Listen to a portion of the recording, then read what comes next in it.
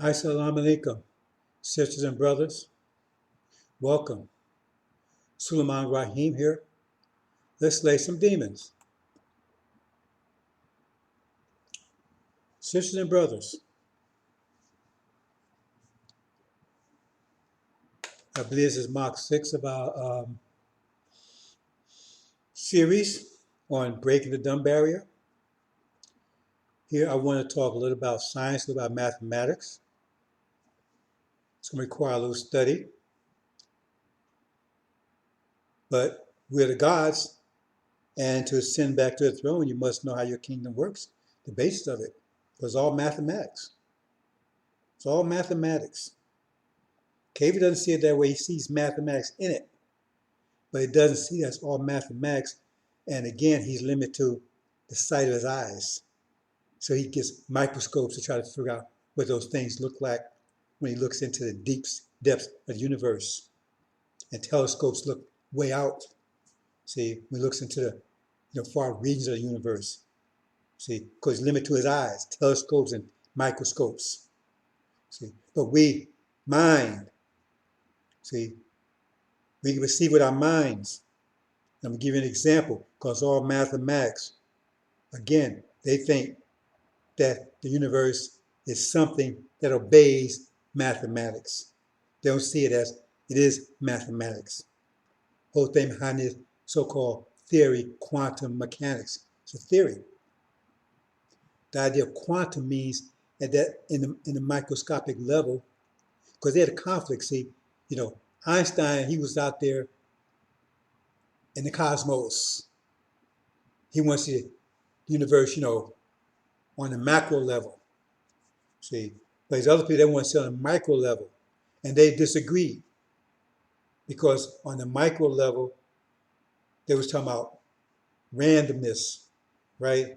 Means it's unpredictable, and stuff like that, and statistics and things like that, which is not facts per se. So they disagree, right? In fact, Einstein told me, he says he don't believe quantum mechanics could possibly work. But apparently it does work because they're able to make nuclear bombs and stuff with it. That don't mean it's the actual pure mathematics, because the Romans had mathematics. They was able to build a lot of things. It depends on your level of mathematics. See, because they have mathematics, but they can't touch what Master Muhammad is doing. So it depends on your level of mathematics. They have a certain level of mathematics, they're able to do a thing you see now. But we take mathematics to the maximum. And in fact, it says this God, Farad, and his high priest would take mathematics to heights that even the first God didn't see. See?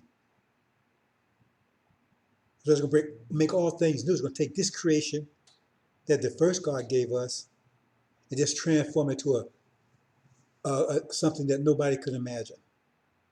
Mathematics will be so high, no one can imagine it. That's why I said your heart can't even figure it. So no heart or mind could even comprehend it. I mean, he said, you couldn't do it until you get there. It's a whole new creation.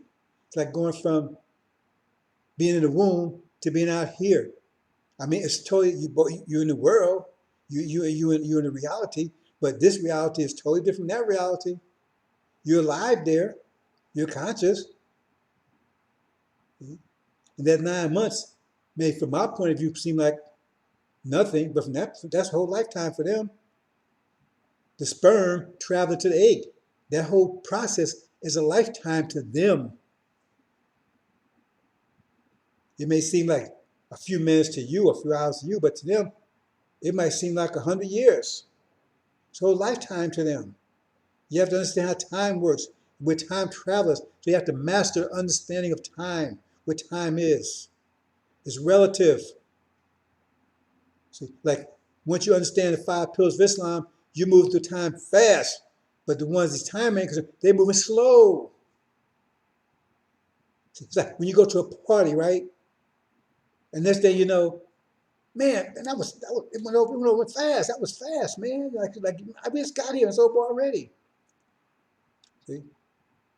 But they put you behind the jail cell, for the same period of time, and you feel like you've been there forever. It's the same amount of time is your perception of it. See, like a fly. Fly what lives a day, 2 or 3 days, or whatever. But that's a whole lifetime for them. That's as much lifetime for them as our lifetime is for us. And what? Some of us live 100 years. Even if you live 1,000 years, from the sun's point of view, he lived even a year, he lived a second. I mean, the sun lives for billions of years. I mean, you ain't lived nothing. It's perception. See? So we have to understand time, how it works. So they have their perception of time. We have our perception of time.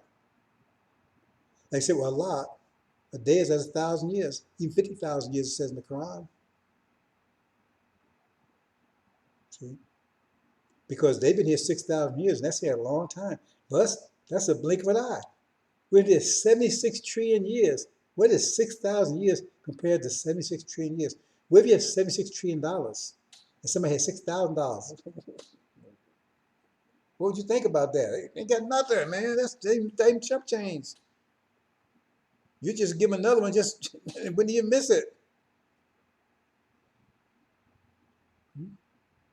That's why I said when we leave out here, it'd be difficult to even remember this because it's like a dream. Because right now it seems like a long time because we're suffering through it.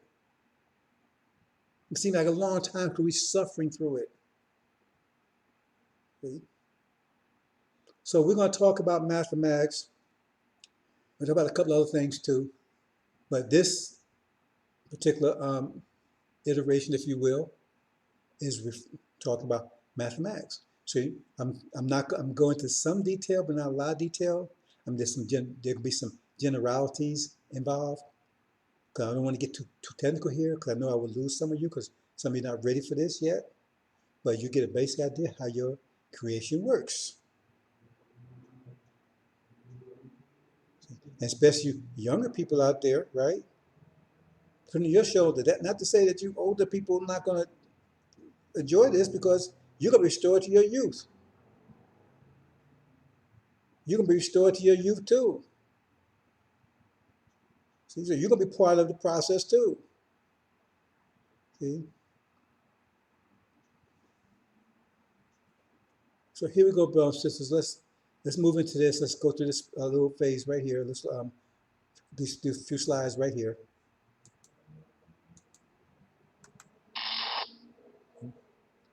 Again, we have to understand how this works. I think what I'm hearing from some people, I think they don't quite understand this. See, we have two sides of the brain. We still have two sides of the brain. But one side is distinctly spatial, one side is distinctly analytical. And what we have done is for the Dr. Shabazz has, he's made both sides spatial. He's made both sides spatial with just a small percentage of analytical so we can communicate with analytical. But Dr. Yakub did the opposite. He made both sides analytical. So now your brain power, your analytical power is twice as powerful as it was before. Like you take all your strength in both arms and put it in one. See? So we still have some analytical capabilities, but most of our abilities are creative. That's why they don't understand us. And you see, our young people they're recreating the language. Nobody can understand what they talk about. They're recreating everything. And we don't like it, most of us, because we don't understand it. And so we think something's wrong with it. And especially those that masters really got our brains locked up, because if master don't like it, master don't understand it, we don't understand it. So we're going to deal with that too. But that's what's happening. So our entire brain is mostly spatial now. There's some degree of analytical, just like the male and the female. Before there was genderless, right? So now the male, the strength, it was beauty and strength married together, merged together. And we separated. We separated strength to the male and the beauty to the female. But the male has some beauty and the female has some strength. You see the markings because males have breasts, they don't need them. That shows that they was once functional. They was all one being once. See? So the male's not 100% male because he has some female characteristics in order to communicate with the female. And those females sometimes are like, oh man, you need to get in touch with his feminine self, right? And then the female, then you got a lot of brothers, they can't relate to the female, right? Because they try to relate to the female, you understand? As though they try to relate to the female like it's one of their homeboys or something. I tell them, no, you can't do that. You can't do that because they're female. But they don't know how to relate because they only relate from their perspective. See, and that's one of the conflicts we have. So, but right now we're bound because just like we had the analytical mind bound for 76 trillion years, we had under control, in submission. Now it's unbound. See, Dr. Yakub released it. It says, I will make a beast. I rise a beast from the earth that will speak to you. That's the analytical. See, that's what the Quran's talking about. So he's unleashed that beast. Get personification. It's like Dr. Shabazz released us, gave it personification. So now you got the God and the beast, the spatial and analytical. So now we have to get it back under control. And this is one thing that, and I'm going to have one that talks about the evolutionary, so-called evolutionary process, which didn't happen that way. Because everything came from us. The first small to larger and larger, more complex. So first viruses, then next thing you know, you had a plant life, and then next thing you know, you had fish life, then you had reptilian life, then you had mammals, then finally, Yakub's graph to the devil, the last thing that came out from us, the most complicated, the most powerful. But see, every time we separate something from ourselves, we define ourselves to make ourselves more defined. See, so we get that function to something like when we took and we separated male and female, we gave a reproductive function to the female. Now she has it. Before, all that was in us. So you see all those animals and all those things out there, those functions, like, right now, we breathe out carbon dioxide, but we breathe oxygen. But the plant life, just the opposite. What we breathe out, they breathe in. They breathe in carbon dioxide and reverse it back to oxygen. But that was us before. But now they are lungs of the planet. So when the first God, if you saw the first God, he would, all these attributes you see out here, that was all in that first God. He was a fierce being, powerful. But all that was all those qualities was in him. But he separated those qualities out and defined himself, made himself more defined, more beautiful. Like I say, he was genderless, all those qualities, you understand that.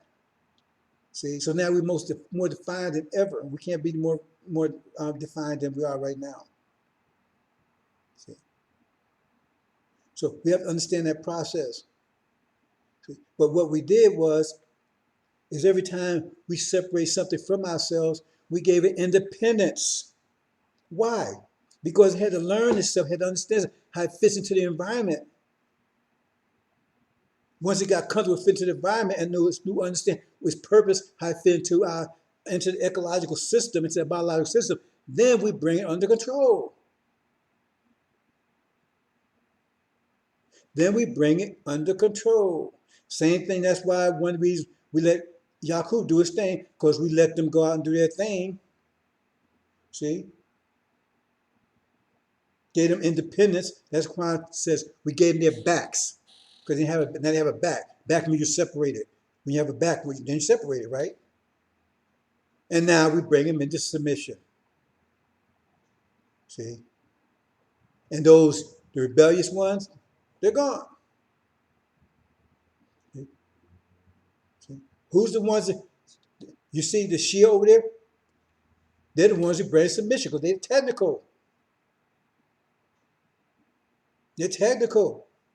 They're original, but they're highly technical on the analytical side. But they have enough spatial, right? Because they're original, that's right. They're original, like Friday, she's original. See? But he's powerfully technical. He's the most technical God ever. Most technical God ever. And Suleiman, right, highly special, spatial. That's why he's the high priest, most powerful high priest ever. That's why he had a two in the end. He never had that before. He only had two in the end. People say, well, it's only one. The Bible tells you, no, there's two in the end. Even the Sunnis see that. You're talking about the Kamak and Jesus, but they can't see it as gods. They can't see it that way because they mixed up. They're confused. See, they think God's some spiritual, spooky thing. That's why you have two. See? Because we need two. See? Because when we separated from the male and the female, see, we had aberrations. What do you mean? You had extreme. You had some females that were so female, they don't have anything to the male. They was totally, had no connection to the male at all. You had to get rid of them. And on the same side, you had the males, totally. And they had nothing to do with female. I had to get rid of them. And in this process, we have the same thing going on. I don't talk about that very much, right? I'm going to say a couple things about it right now. See, when Dr. Shabazz, when he did this, he also produced something that's so spatial, they have no technical understanding whatsoever. And we have those amongst us. They're very spatial. But there's no technical, they're the extreme. And then we have the KVs, they're totally technical. They're the extreme. That's why it says, Jal, he was the Jal, even in they talk about it in the Thor thing, Odin, he was blind in one eye, but you see the other. He was totally blind in one eye. Notice he had no spatial comprehension whatsoever. He only had one side. And those had to be gone because they're extreme. That's KV, that's the one we're dealing with right now. See? They have to go. But we also had some of these black preachers out there.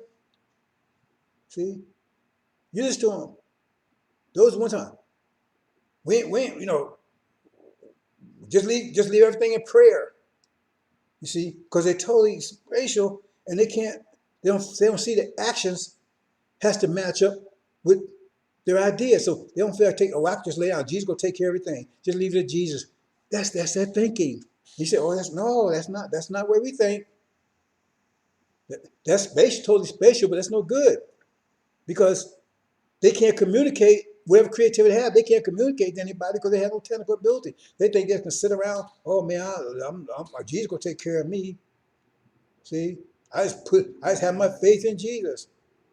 And Elijah Muhammad said, you get up off your knees and do something. They're still on their knees. They think Jesus is going to take care of everything. He's going to bring the world in. He's going to give them a car and all this kind of stuff, right? And you say, well, no. That's the extreme. Like we had the extreme male and we had the extreme female. We had to get rid of them because that's part of the creed. We don't want that. That's why we got to get rid of KV because he's totally extreme, right? So he's totally rebellious. There's no way we can live with them. We can't bring them submission because they're totally rebellious. They have no spatial. They have no fear of consequence. That's why it says there was no fear of God before their eyes. That's why I said that's what gave them their power because they would do stupid stuff, right? Because they were too stupid. They realized there's a consequence for it. So that means that gave them their powers. They were going to do. They said fools rush in where wise men fear to tread. That's talking about them. Fools rush in where wise men tread to fail. Fools rush in where wise men fear to tread. Fools rush in where wise men fear to tread. Some people say devils rush in where angels fear to tread. Same thing. Because if you don't feel consequences, you do lots. If you feel consequences, right, you might jump out a window, right? Say, hey man, I can do that. Squad drive until you hit the ground. I do is flying until you hit the ground. See? So I ain't talking about that a lot, but I thought I'd mention that. So now we rein them in. God can make our head to run, then we rein them in. And they totally on the extreme, so they got to go. That's how the Shia comes in, because they're technical, very technical. That's why Sunnis don't like them. Who's the most technical out there in the Middle East? There you go. The Shia. See?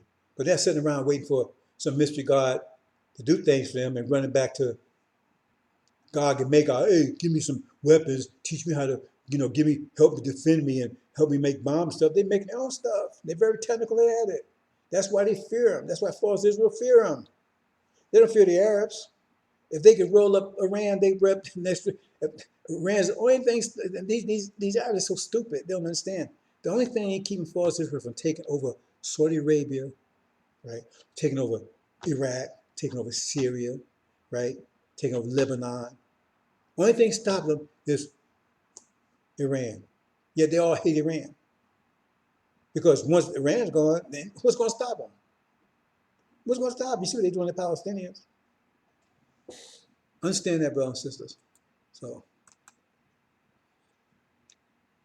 So I said, we're under domination by analytical. They got us under control. So we got to break that control. Bam. See, that's Rob coming to break that control. Bam, that lightning, split up. See, separate. We got to separate. See, and then we bring everything under control, everything to submission.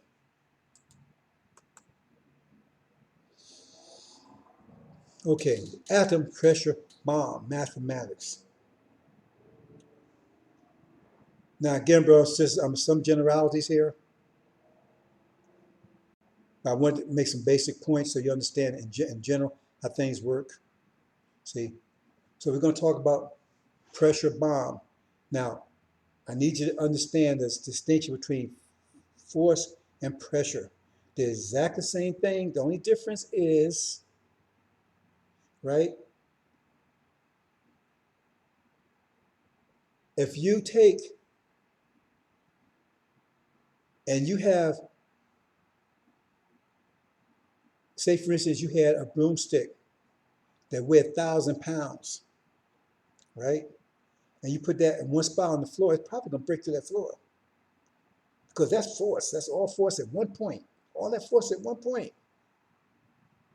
See, so that's force. But if you take 1,000 pounds and break it up into 10 parts, that'd be 100 pounds apart, right? See, and then spread it across the floor. So instead of in one spot, you have it in 10 spots. Then it's probably, because now it's pressure. See, because it's spread out. It's only different, still force, but that's what I call it, force per square inch. So it's spread out. That's all difference. It's still force, just spread out.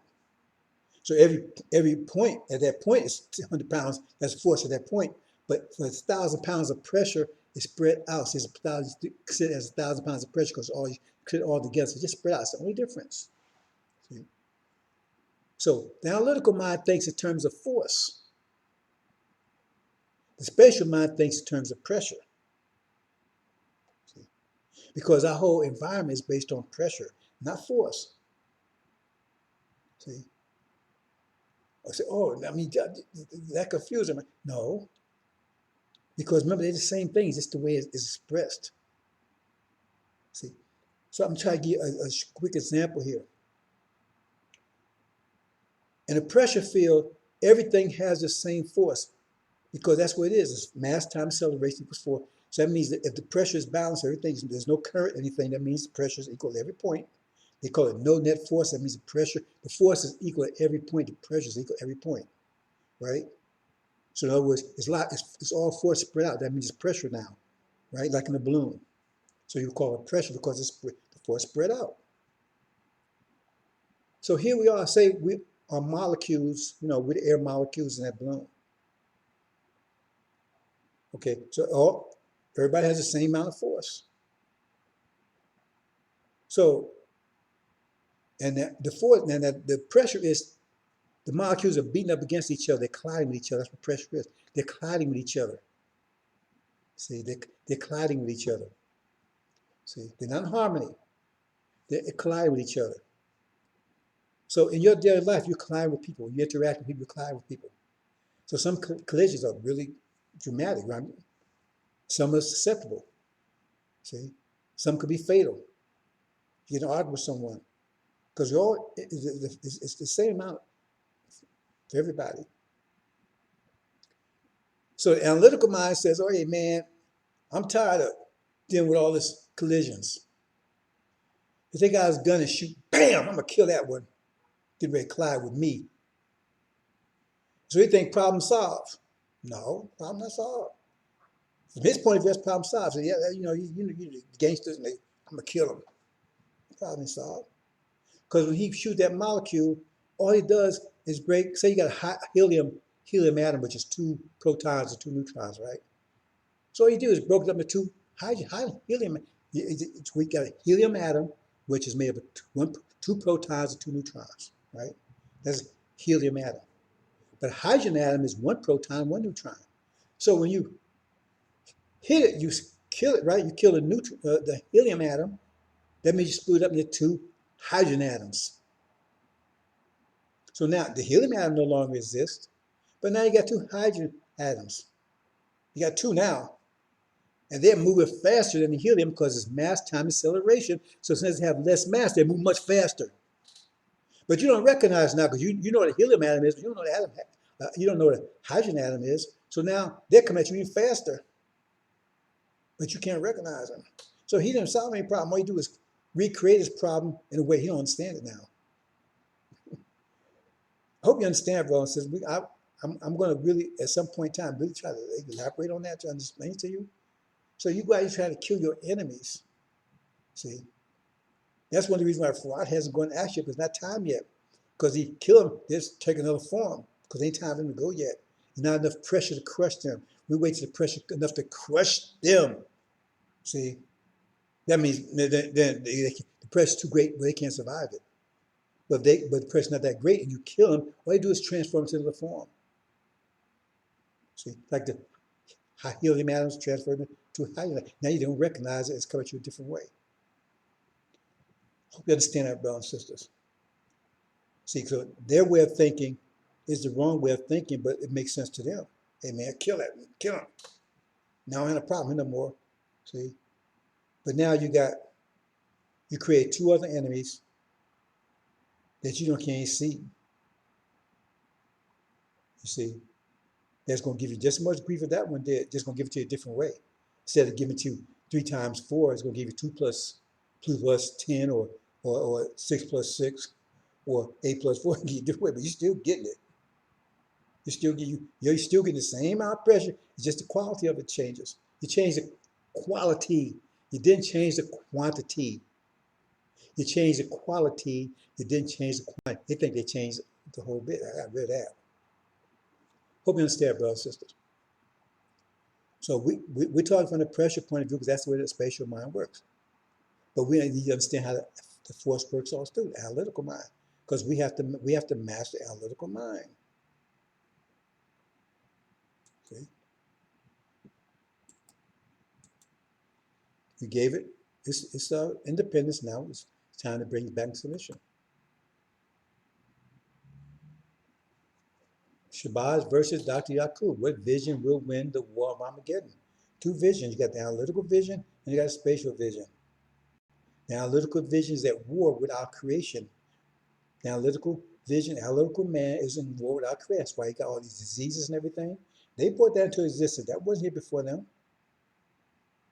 They got the world all disrupted. All these weapons of mass destruction and everything because they're at war with the creation. They're at war with our creation. They cannot win. So the only thing they can say is destroy our creation. See, you don't understand what's going on. You just whatever they say. They're making atomic bombs. Say what? Why? I mean, that should worry you right there.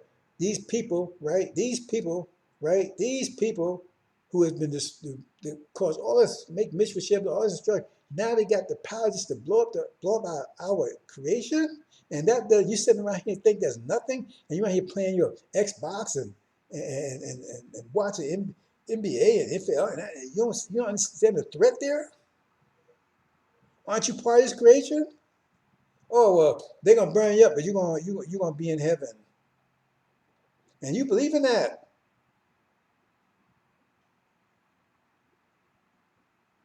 And they tell you they use it already. They tell you, oh man, you shouldn't be worried about, you shouldn't be killing women and children. That's a war crime.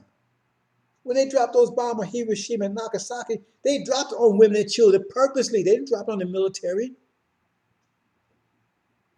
That's why Michael Arthur had a problem with Truman. Because they was military people said, no, you should be dropping this bomb on the military. They said, no, hell, we're going to drop on civilians. They dropped it on women and children. They burned their ass up purposely. They tell you, you shouldn't be dropping stuff. Civilians, man. They dropped it on the cities. They didn't drop it on the military. On the military. The military survived the war because they wasn't touched. They dropped on the cities.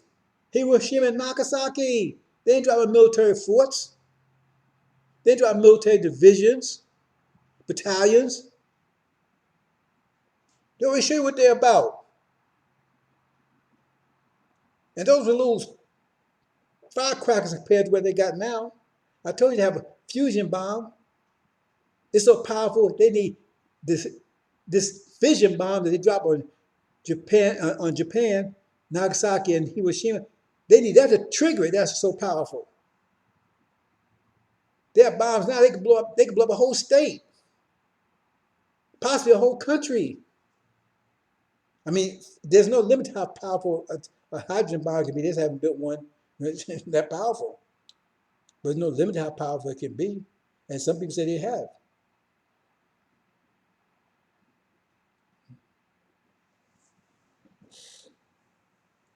You got two visions there. And they're at war with this one. That means they got destroyed this one. And come to them account, they cannot live with this. So it's destroying them. They've been at war with it for what? Forever. The Black Death, right? Bubonic plague and all this. And now, anthrax and all the AIDS. I mean, this stuff brought up by them. And now they're starting to tell you the truth. I said that thing out there. They're telling you the truth right now. I told you they was hiding it. The dogs could carry this COVID virus. See, that's what a lot of people are getting it. But they didn't want to say it because, that'd be a problem. People don't want to get rid of their dogs. Better get rid of children. Better get rid of their dogs. Some of them better get rid of them dogs. You've been told. Anyway, let's move on, brothers and sisters. Now we got a question here that I'm going to talk about a little, time permits, right? Later on. There's three visions here. There's our vision that's going to restore the universe, restore our environment after they've corrupted. It's going to restore it. That's the Quranic vision, right? The biblical vision. That's the top right there, right? Land of milk and honey, overflow of milk and honey, right? Luscious gardens and carrying on. That's the one on the right, top right. See, the one on the left over here, that's the vision right now. That's the vision that the Bible tells you in the Quran. It's going to be destroyed. They're going to destroy all of this. It's going to destroy all. It's going to make all things new. How you going to make all things new if you're going to keep the old stuff behind? It said all things new. You're going to get rid of all of this. It says the day it'll come and the earth will burn as an oven. It's going to burn all this stuff up. All of it. Not going to leave a trace of it. None. But that's the vision they're giving us. That's a dead-end vision. Why are they giving that vision on us? It's a dead-end vision. The vision of destruction. That's the vision they're pushing on you. Interracial marriage and all that stuff. Why are they pushing all of a sudden? That's a dead-end vision. And they got you buying it. And the demons are pushing it hard. Oh man, Master's going to be all right. We just got to vote, right? We got to vote. And we got to be patient with Master. And Jesus going to, he's going to be a good Christian, right? He's going to love us. After 40 years, Master's going to love us. You see? We're going to be one people and walk hand in hand. That's what Martin Luther King said. He was waiting for the day. We're going to all be one people. This is our country, right? This America belongs to us. That's what Fear Farrakhan's story. America belongs to us. You know what I'm saying? Well, we're going to inherit it. See? Because we built America, so it belongs to us. So, we're going to inherit. And that's not what Scripture say. That ain't what Elijah Muhammad taught. Definitely not. Did you read about Fall of America? He give you the book.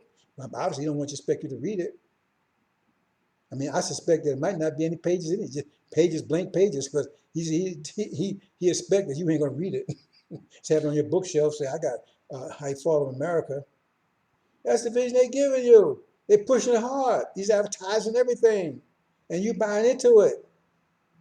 They got all their demons on there, and oh man, look how cute their demons are. Elijah Muhammad told you that was part of the problem, and that's part of the problem. How Arabia became white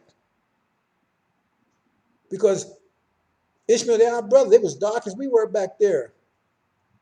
Originally they was back dark as we were, just like India, all the Arab region. How all of a sudden turned white?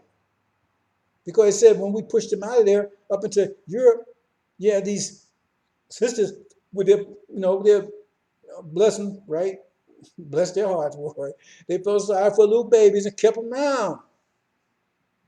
So that seed started being got caught on, and next thing you know, now you got Ishmael all white over there, all confused too. They got it. And so they're trying to convert you into demons. That was the policy of Australia. Go check it out. That was the policy of Australia. They was going to breed Australians, the Australian out of Australians. They was going to breed out of them. Think about that. Going to turn them all into demons. You go to the island of Guam, it's a whole island of demons, a whole island of demons there. They got rid of the Spanish, they got rid of all the males, all of them, toddlers, babies, infant, whatever, all of them. And they took the women. So now you got just dark-skinned Spanish over there. They're all demons over there.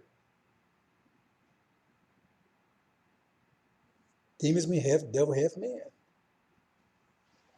See? That's the vision they're giving you. That's the vision they're giving you. It's a dead-end vision. They know that vision is not going to survive.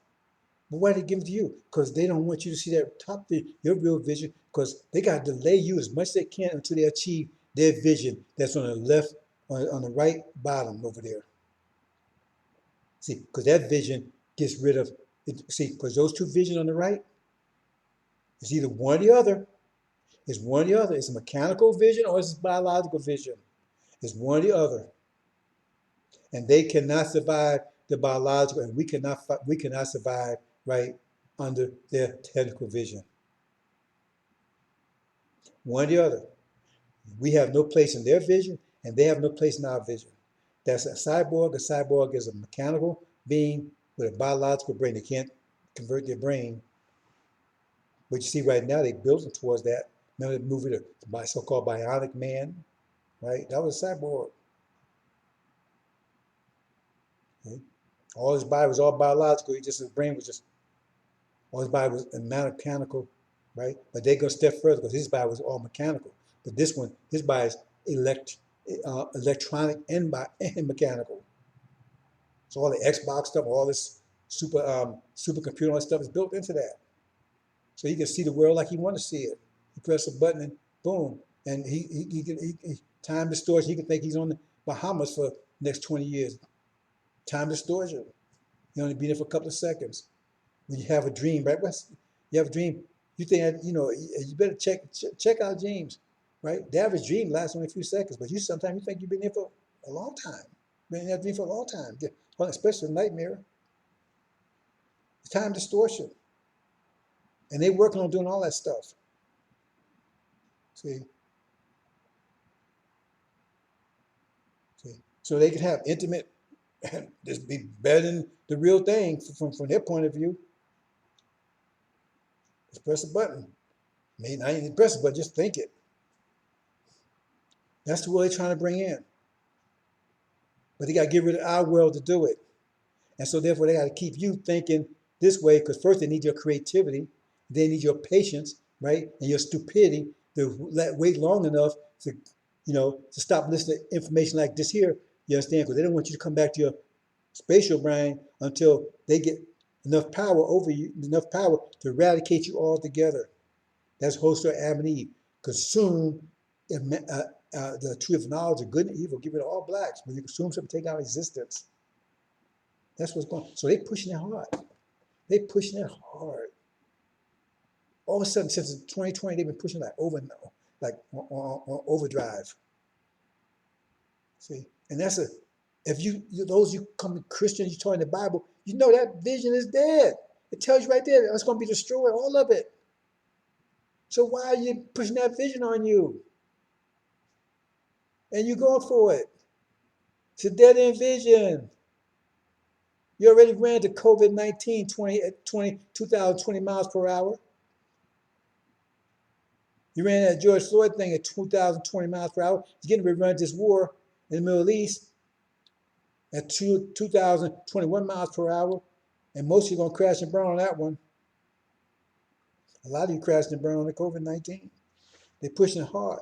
And they got the demons that's really pushing it. You better read the stuff about Margaret Sanger. Margaret Sanger said she came with the idea to get rid of black folk, but she said she wanted to use demons to do it.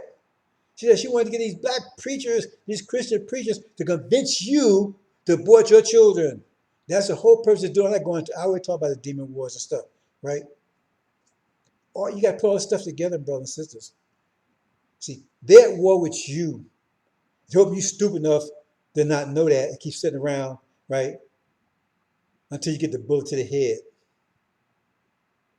See, and they're not even gonna be that nice. When they come that way, they're gonna shoot you in the knees first, let you know, and laugh at you. See how stupid you was, Negro. See, they ain't gonna let you die easy. Just blow your brains out. See, that's the way the Russians do it. You know, when they do execution over there, they kind of a little merciful, because they don't tell you when you're gonna be executed. All you know is you got an execution date. See, and it may be a year, maybe a month or whatever. So you walk and they can get your cell, and you think you walking to see a doctor or something, and they walk behind you, blow your brains out, so you never even knew. Not like this stuff over here, man. You know the date, and then they torture you. And by the time you get to the execution, you've already died 1,000 times already anyway. By the time they finally execute you, you done died 1,000 times already. You're on death row, all that kind of stuff. Even over in Saudi Arabia, they're more merciful than that, right? You get death, whether it's right or wrong. The next day, right, they give you something to calm you down, make you feel good. I don't know, probably maybe might give you some cracks that make you be euphoric. They take out, cut your head up, it's over. See, but here they send you, oh man, well you sent to death. But then, but they spent 20 years in jail and then death. I mean, they didn't send you to 20 years in jail, did they? In a cell by yourself? And all you think about every day is, I'm going to die, I'm going to die, I'm going to die, I'm going to die, I'm going to die. And then they play games with you. Oh, well, you don't get appealed. And you hope that maybe I get appealed. And, man, whoa, these people, these people, incredible, vicious. And all they've done is coming back to them. Every bit of it. They say, sow the wind, they will reap the whirlwind. They're selling you that vision, brothers and sisters. It's a false vision. It's not going to happen. See, that's not that vision. It's a demon vision. It's a dead end vision. But as long as they keep you distracted with it, until they can come in with their finalize, and that's what the thing. It says, I took them out before they was ready. That's why I said the figs wasn't ripe yet. Because once they finalize that, you toast, brothers and sisters. But we ain't gonna let that happen. They stand there watching. See, they don't want that vision to come in. They watching. They're stopping that. They stand there. See? So which vision is going to win? They stand there trying to stop out. Because see, right now, they're still in our biological creation. They're screwing it up. They're still in it. See? Okay, let's get into first, we'll say a couple of things here. Now, if you watch the NOI broadcast on Sunday, man, these guys are really, well, I mean, it's better than it's better than Comedy Central. It's better than Comedy Central. See, it's better than Comedy Central. Why I say that? Because they have me cracking up. Because they don't know what they're talking about. And so they can fool you if you don't have an understanding of how things work. If we gods, we should understand our creation. So I'm going to try to help you understand it. See? And now they're trying to wax scientific because they're trying to neutralize what I'm doing. Because now they're trying to, well, no, we know the scriptures, man. We can figure this stuff. Man, we know we know we smart, man. We can figure out revelations, all this stuff. They have no idea what they're talking about. So I'm gonna get this little thing right here where they're talking about Daniel.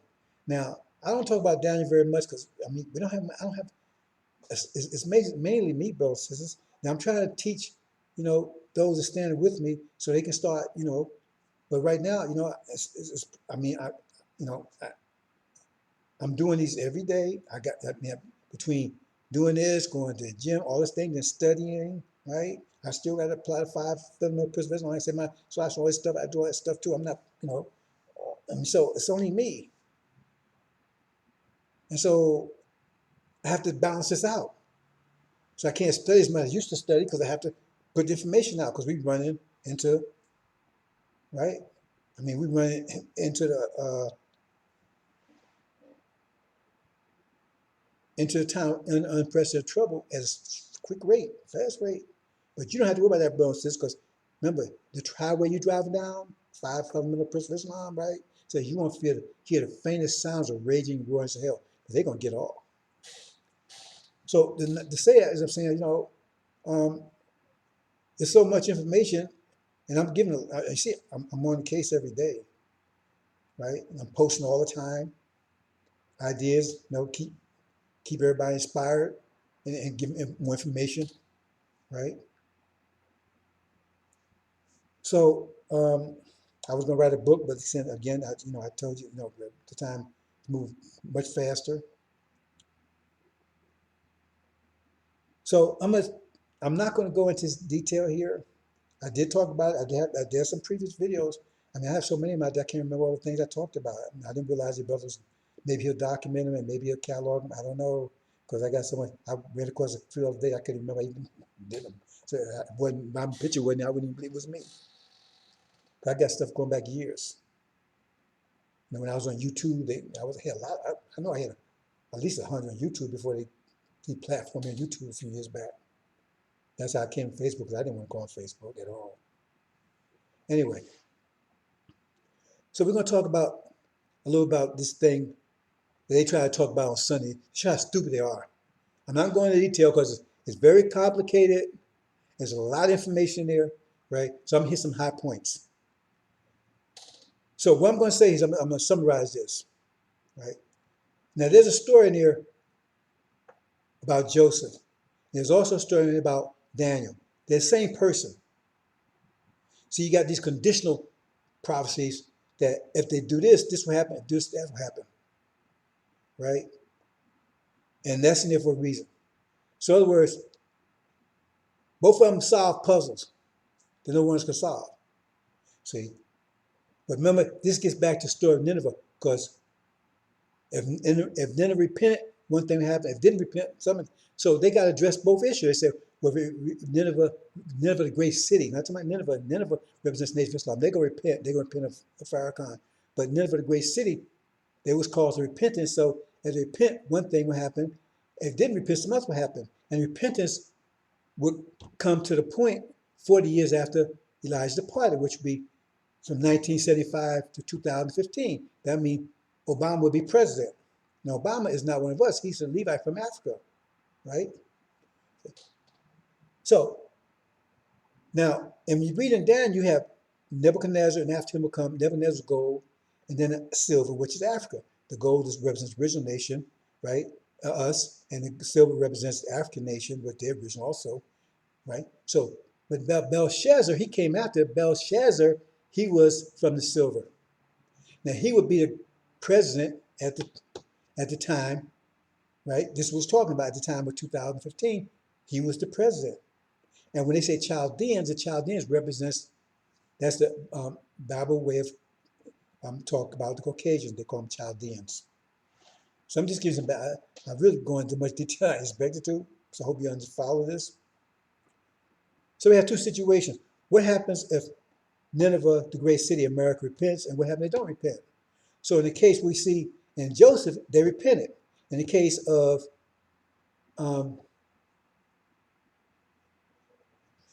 in the case of in the case of Daniel, it didn't repent. But that gets a little more complicated, but so I'm not going into a lot of detail here. But in the end, you see the connection because at the end, Pharaoh put a gold chain around Joseph's neck. And then, because the Pharaoh, he's the one who had the vision, and Joseph had to figure it out for him. And in the book of Daniel, Belteshazzar, because Daniel's name was also called Belteshazzar. That's very important, right? Belshazzar was the king. That would be Obama. He put a gold chain around Daniel's neck, who Daniel was called Belteshazzar. So that's the connection. So that's how you know the two are together. And so one is going one path, one's going another path. Okay? So in one, right?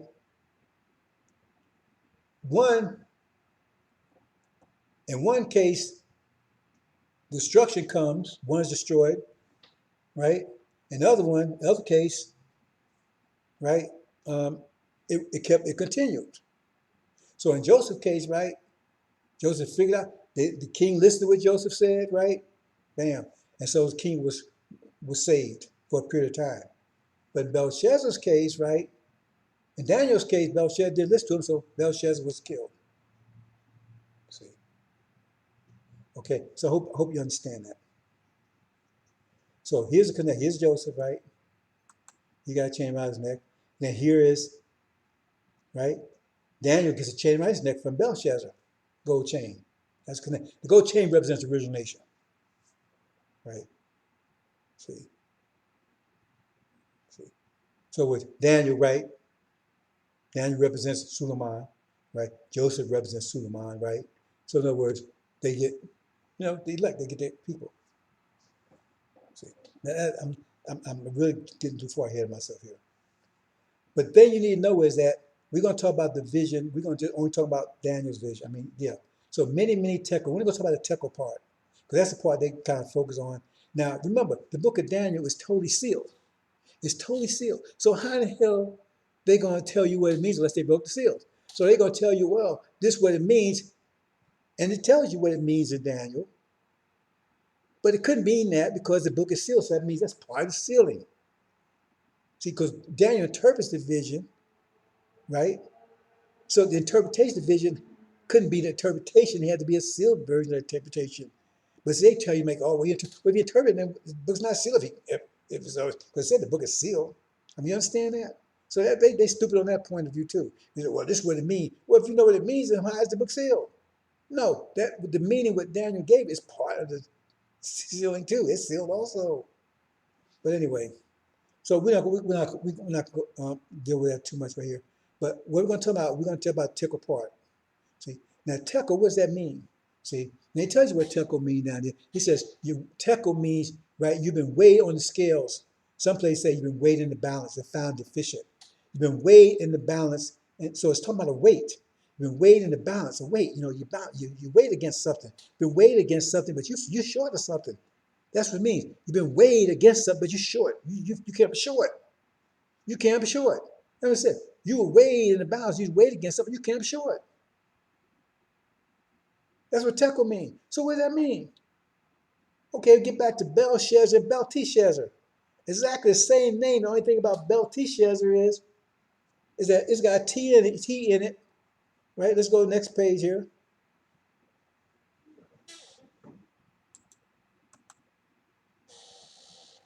See here? Belshazzar and Belteshazzar. Exactly the same names. Only difference is Daniel was Belteshazzar. He's got a T in that, a TE next to the EL that Belshazzar don't have. There you go, the tekel. The TE and the EL. Both had the EL, right? But Daniel has a TE and Belshazzar don't.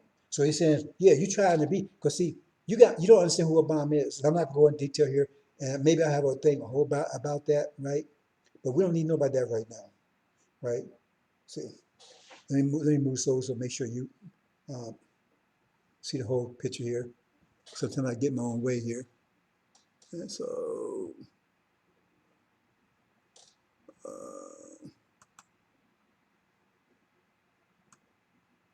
okay, that should do it.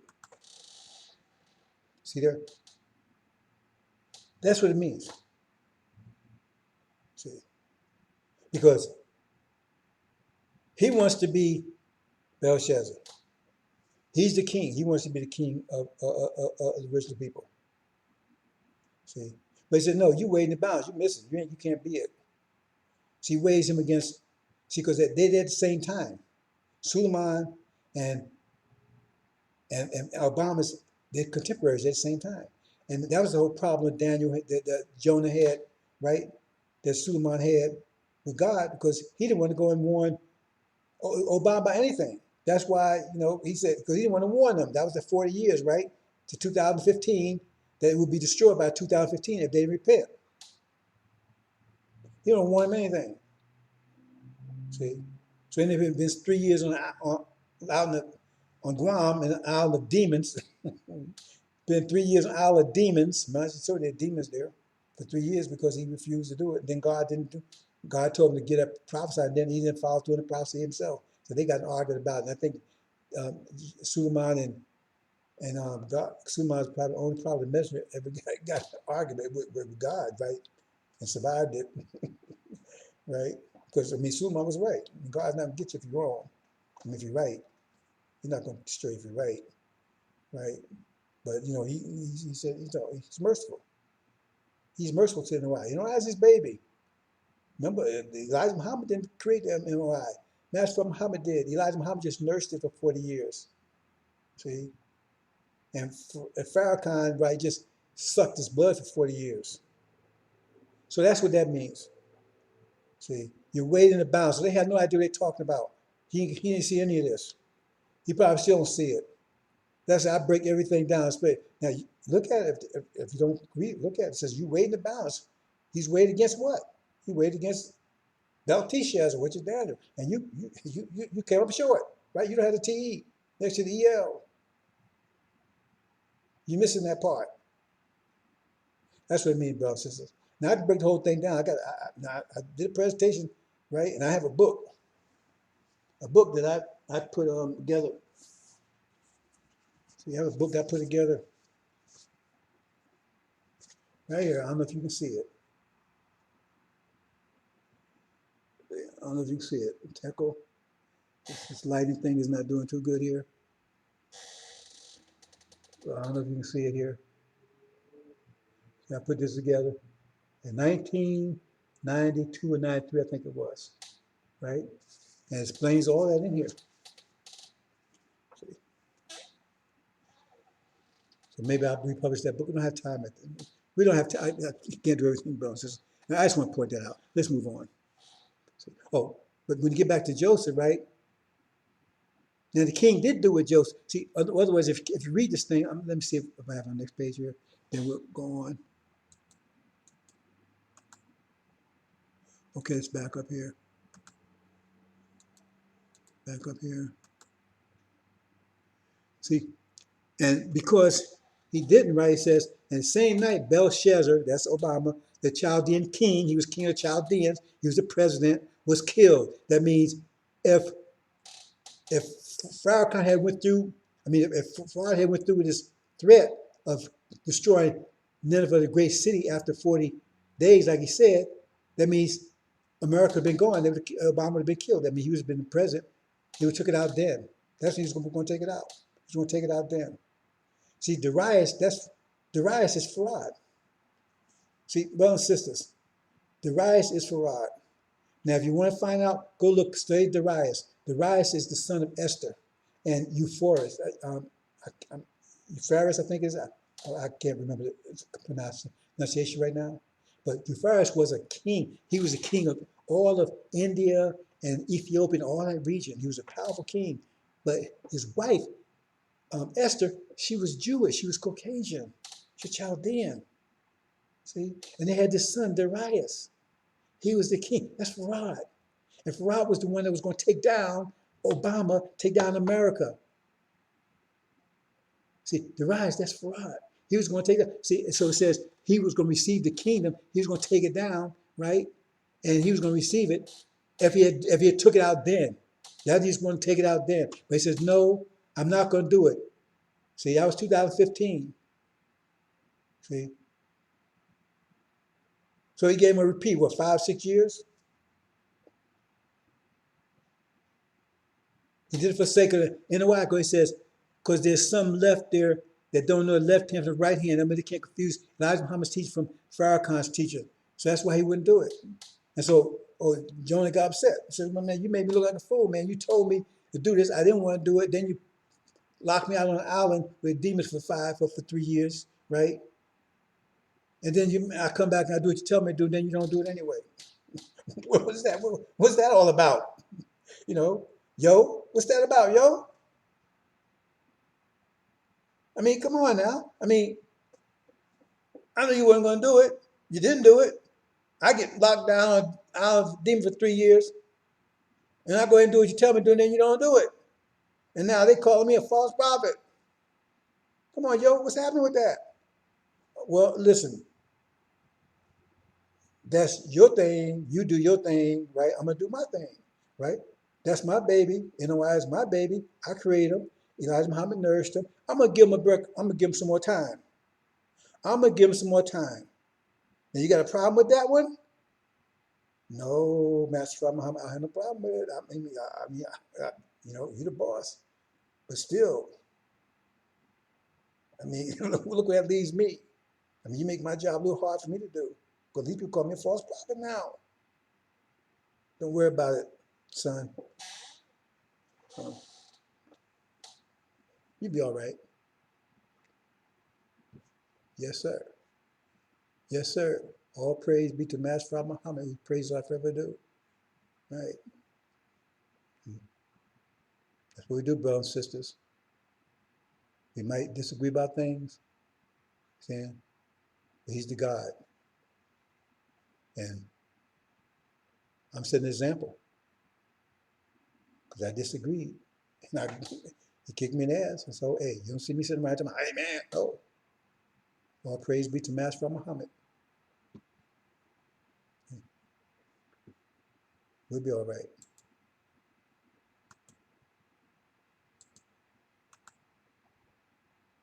Okay, let's get into the mathematics lesson, and then it's going to take a little bit of time here. So I don't want to spend a lot of time, but I want to try to give you a taste. Okay. Let's see what I got here. Okay. 1 second.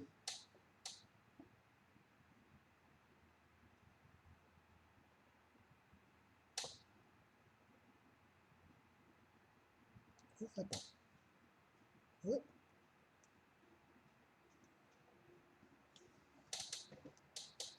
Oh.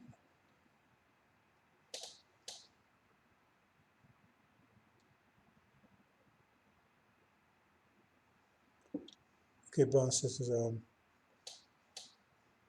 my phone went out. That's a message here.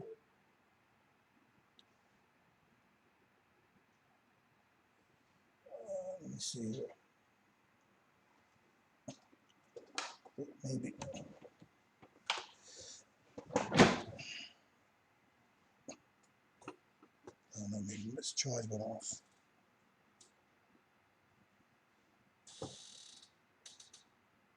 Yep, that was it. Excuse me, brothers and sisters, for a second here.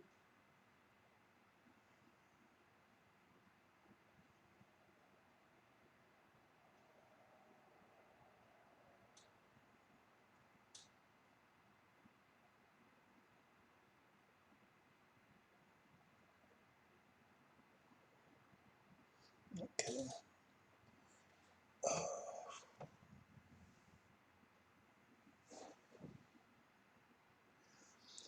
Okay.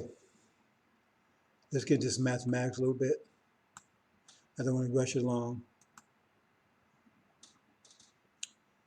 Okay.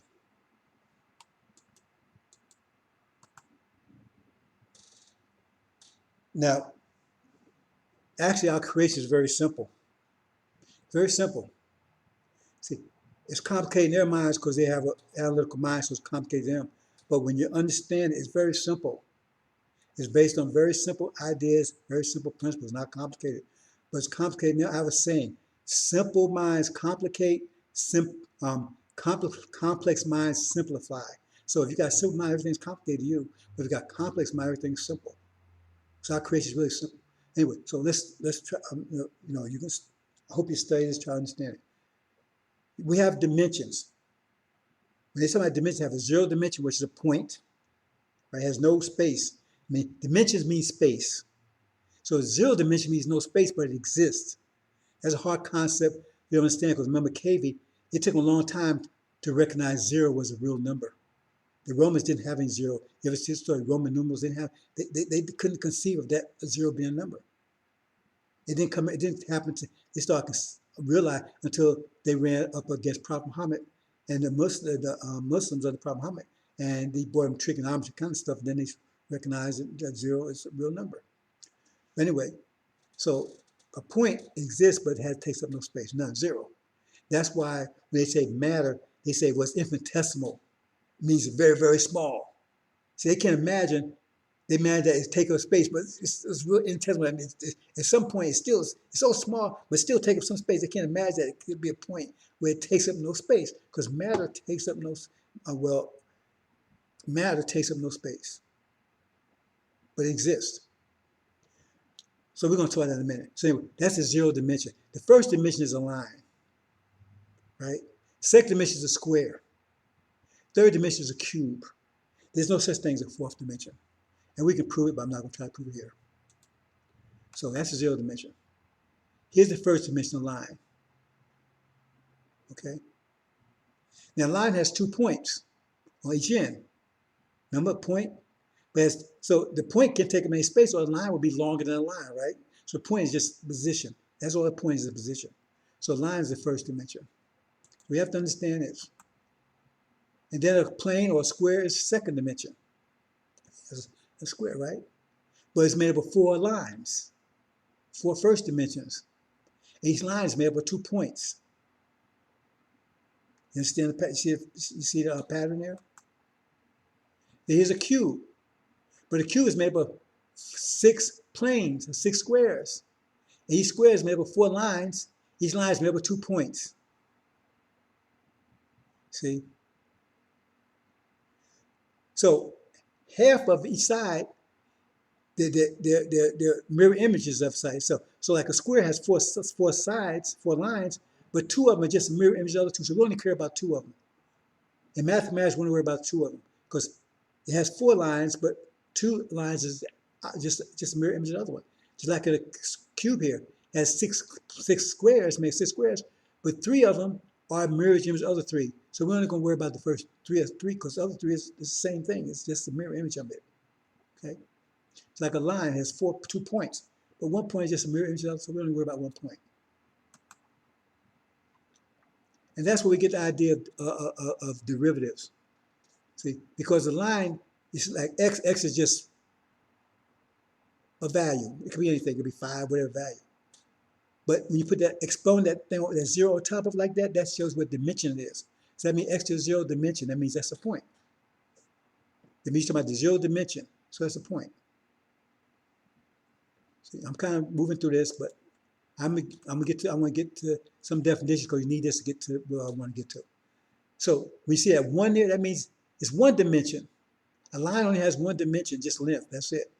So when you put that 1 there, that's called the exponent. That's x to the first dimension. That's a line. See? We have a thing called derivative. Derivative means you're taking it from a dimension down a dimension. So if you go from the first dimension to the 0 dimension, that's derivative.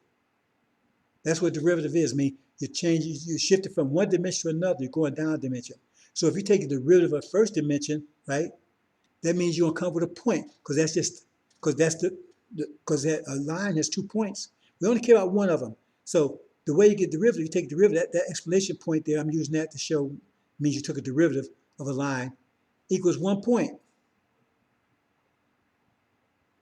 See, because you only use half, you got 2 points, you only use half of it. It means 1 point. So you took the 1 there, you said 1 there, and you subtract 1 from it because you went down a dimension, so now you go out to 0 dimension, and you took the 1 and you multiply times that, so that's why you get this right here. See, that's why you get this right here. So you took that 1, so you went down a dimension to 0 dimension, but the 1 you put over here, so that means 1 point. And that's what it is, it's 1 point. See that right there's 1 point there, x, 1 point.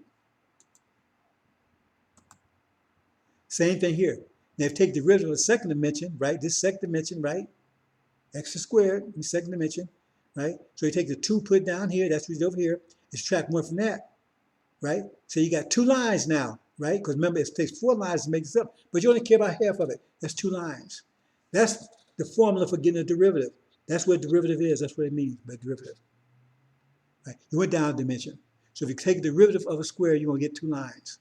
2, x to the first line, get 2 lines. So you can guess what, if you take a third dimension, you should be guess what that should be. Same process, right?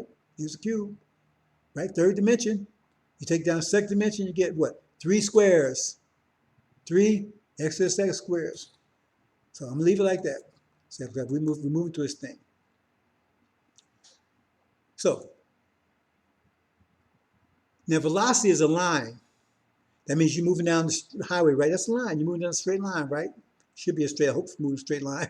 Hope you zigzagging. And you're in the straight line, walking line in the prison somewhere. But you walk down, right? So that's velocity. But if you take the derivative of velocity, right, you're gonna come to a point. But so if you're driving down the highway and you suddenly stop, that means you come to a point. You're not moving anymore. But it takes some force to stop you to get to that. You take some force. You take brakes, you need something. You hit a wall or something, right? Because something got to stop you. That's force. It takes force to it. That's what it means. So you take the derivative of velocity, you get acceleration. That's why I say acceleration is the derivative of velocity, because acceleration is a force. Acceleration is a force. That means you stop it, change direction, and you need force to do that. That's where that comes from. Derivative of velocity is acceleration. Acceleration is a force. That you have right here. Because here's velocity, right? A line, x is first, over time, that's velocity.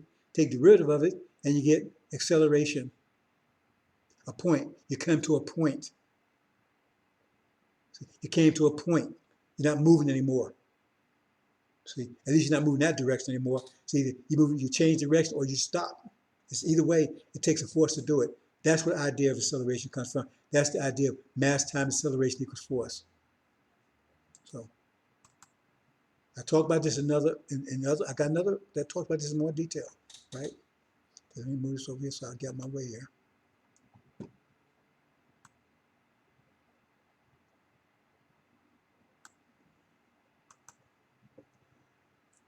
And this example is right here. See, here's velocity, right? And what happens is moving along, bam, and now it's force. See, it hit something, and something to stop it, so now it's force. It was velocity, but it's not velocity anymore, it's force. It came to a point. It's not moving. It's a point now, it's position. It says it's not moving. That's the idea. And see, that's a simple formula. You take derivative. I told you, very simple formula. That's the most fundamental principle of the universe. And look how simple that formula is. Very simple formula. You study, you understand it. Very simple formula. You never teach you like this in school because it's all complicated in their mind. I'm showing you simple idea of what this really means. You won't find this in school. I figured this out myself because they got it all complicated. I look at this thing and say, wait a minute, this can't be as complicated as they're saying. Like the calculus, this is calculus we're talking about. A derivative is calculus. Like multiplication and division, add, subtraction. Well, we take derivatives and integrals, that's calculus. So we're talking about one side of it, like you're talking about multiplication is division. If you're talking about multiplication, that's just one side of it. Division is the other side. Add, subtraction, adding is one side, and subtracting the other side. We're only talking about derivative side here. We're not talking about going up a dimension. We're just going down. That's the easiest side, right? It's like multiplication easier than division. See, addition easier than subtraction. So derivative is easier. I'm just telling you derivatives because it's easier than integrals. Integrals mean you're going in the opposite direction. So you take derivative velocity and you get acceleration. And I don't teach like this in school. You ain't gonna find anywhere anything else. But that's exactly what it is. I'm not making it up. That's exactly what it is. Okay. Okay, now I'm going to kind of pass on this one, right? Because I want to get to other stuff. But anyway, the circumference of a circle is 2 times pi over r or pi d, right? 2r is the same thing. A radius is, see what arrow is? That's a radius. But if you take the arrow all the way down, right, that means it's the diameter. The diameter is all the way through, but the radius is from the zero to the end, zero to the circumference. That's the radius. If you go all the way through, that calls diameter. So the diameter is twice what the radius is. So it's either pi d or pi times diameter or pi times 2 times the radius. Same thing, right? So we're talking about frequency. I'm not going to frequency is how often that goes, how often that arrow goes around that circle, right? So that takes a minute to go around, it takes an hour to go around. That's frequency. So they say, oh, it's making, it's like a clock, right? Well, it takes 12 hours, 12 hours for the hand to go all around, right? That's frequency, 12 hours. Well, it took 6 hours, then you say it's frequency 6 hours. Depends on how long it takes to make a complete circuit. See right there? That's the frequency. How long it takes to do that. So if it goes fast, the frequency will be higher. If it goes slower, the frequency will be lower. Okay. Now, where I want to go here is I want to show a sphere. A sphere. A sphere is, a sphere is like the Earth. Anything that's circular, right? Like basketball, baseball. They're spheres. The Earth is a sphere. Okay. But the equation for a sphere is pi. Pi is 22 divided by 7. 22 divided by 7. You notice that familiar? That jog, you remember anywhere? Right? How many chapters are there in the angel? 22. Okay. How many seals are there? 7. 22 divided by 7. That's pi. That's the fraction for pi. But it's right as pi. Pi, doing that little thing, squiggle thing up there, right? Look like a little house or a shed or something. That's pi. Pi times d, the diameter, to the third power. That's third dimension we talk about. So a sphere is third dimension. That's the formula for a sphere. But if you take the derivative of that, right, you're gonna get a hemisphere. Wow, that's interesting. Take the derivative of a sphere, you get a hemisphere. Hemisphere is the blue part here. That's half of it. That is not. It's the surface area. See, because now you're talking about the second dimension. So you're not talking about volume anymore. You're talking about the surface area. It's like you cut a basketball in half, right? Well, it has no volume anymore, but it has a surface. But when it's together, it has volume inside. But once you cut in half, it doesn't have anything inside, but there's no inside of it. It's just the surface. And so if you take the derivative of a sphere, you get just the hemisphere, half of it, surface, okay? So I just want to point these things out. So I'm trying to get to a point here. Now matter, I said, right? You can't see it because it takes up no space. Energy is just space. Energy is space, but it's just one space. Energy is space, right? Matter is no space, but it has potential to become space. It has a potential to become, like a rubber band. A rubber band may be 1 inch, but it has the potential to become 2 inches. Where do the other 2 inches come from?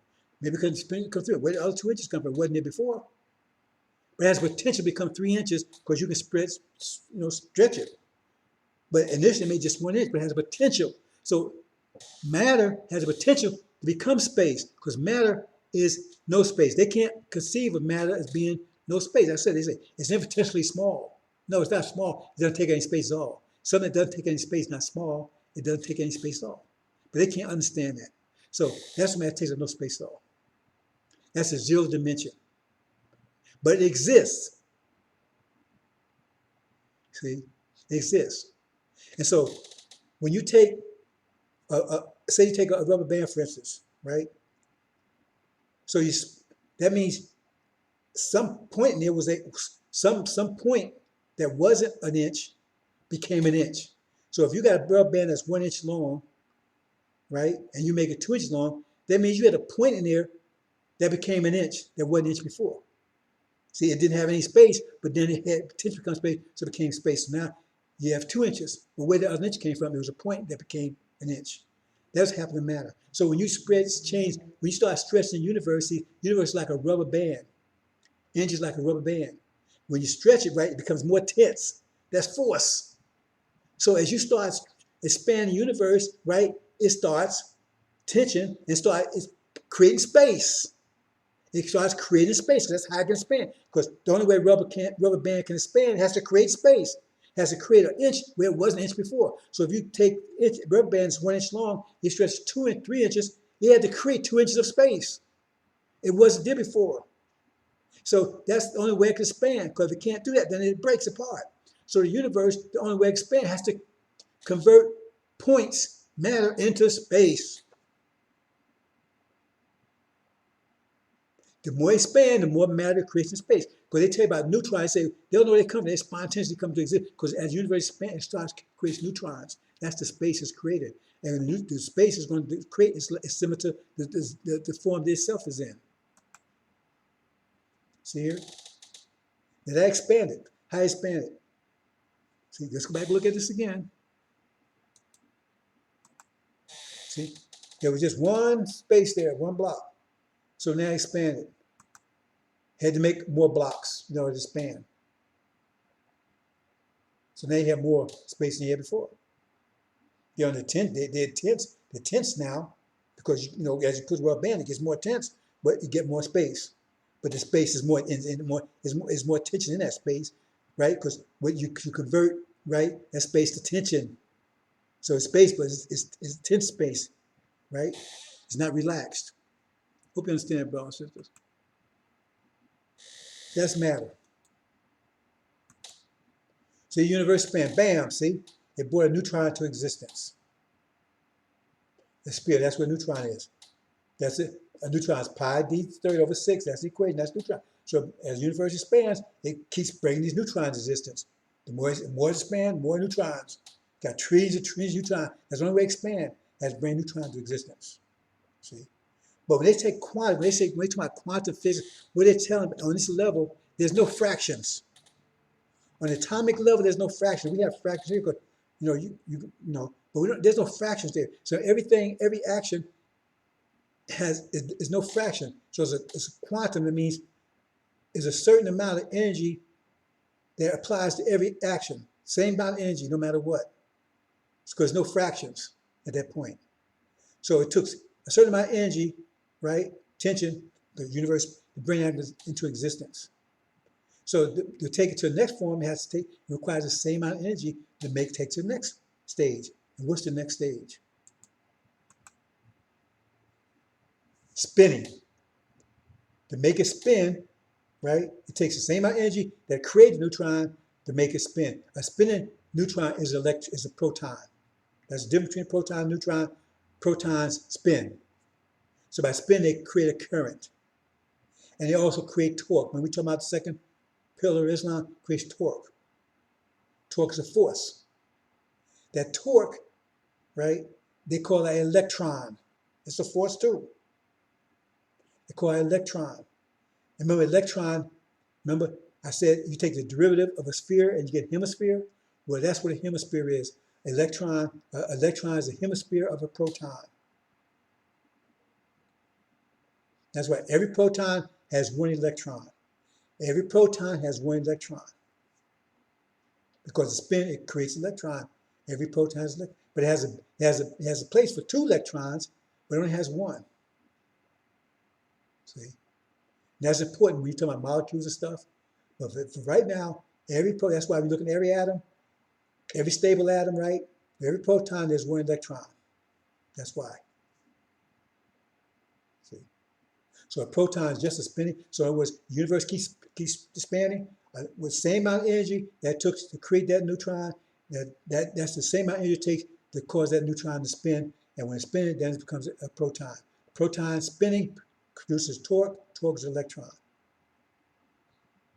So a neutron would be that A represents the force of electron, the force that it took to make a neutron is called that A there. You said that little italic A, that stands for acceleration or force. So 1A it takes to make a neutron. It takes another A to make a proton. So a proton is equal to 2A. A neutron is equal to 1A. Proton is equal to 2A. 2A is a force. Neutron is equal to 1A of force. Okay. So here it is. See, This is the force all the way around. It's kind of not a good diagram here, but it shows you. At center, that was the point, and because universe expanding, right? A in every direction, right? Because it was matter, it made created a neutron. Spinning neutron equals a proton. And spinning proton produces torque, which is electron. Now, we're going to talk about the frequency, all that kind of stuff. We're going to talk about that here. Because I said I want to move on, but we can talk about that another time. So, again, here's a neutron, electron, a proton. We're not going to get into frequencies and that stuff right here. And we show the derivative of a spinning neutron. Well, actually, that's kind of like a quirky statement there. Derivative of a spinning, derivative of a spinning neutron, right, that's right. Derivative of a spinning neutron, a spinning neutron is a proton. But so derivative is electron.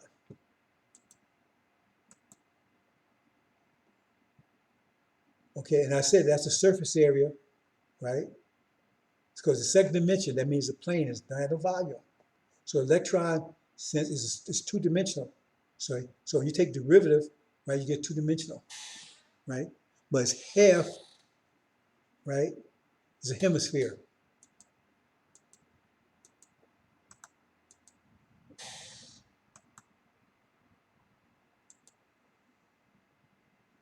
I'm not going to talk about shells here, right? Because you have electron shells that get into making molecules and that kind of stuff, right? You got this clown, he claims he represents Farrakhan. He's trying to talk about how damaged proton, there's no such thing as damaged atom. Talk about damaged atom. There's such thing as a damaged atom. How are you going to damage an atom? If you take an atom and break it apart, just change a different type of atom. If you take a helium atom and you take it apart, it becomes two hydrogen atoms. There's no such thing. But they're trying to wax intelligent like they know science. So they're trying to address this information. That's what they're trying to do. They're trying to say, well, no, we got some science too. And you're ignorant. No such thing as a damaged atom. So, well, a damaged atom don't have electron. No, that's not damaged atom. It's an ionized atom. And when you have an ionized atom, it means it's missing. If it's supposed to have 5 electrons and only has 4 electrons, that means ionized has a missing electron. But that's what allows it to bond with another atom, and that's how molecules are made. But that dummy, I did call him out, but I said, the only reason I did it because a lot of people was on his page. I put a comment so they can see how dumb he is. Damaging atom. Are you serious? So I'm not going to go into the shells here. I do have a video. Maybe Brother Malik can find one I explain this stuff. Right? If not, then I'll find it and I'll put it out there because I want to get to something else.